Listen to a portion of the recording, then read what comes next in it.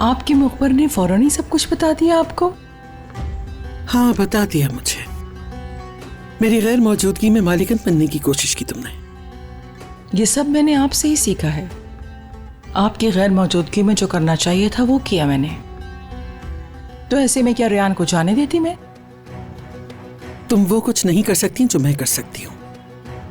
काम खराब ही करोगी तुम, और मैं उसको सही करती जाऊंगी। खबरदार जो आइंदा से ऐसा कुछ भी किया तुमने। देखा, मीरान भी चला गया, और ये सिर्फ और सिर्फ तुम्हारी वजह से हुआ है।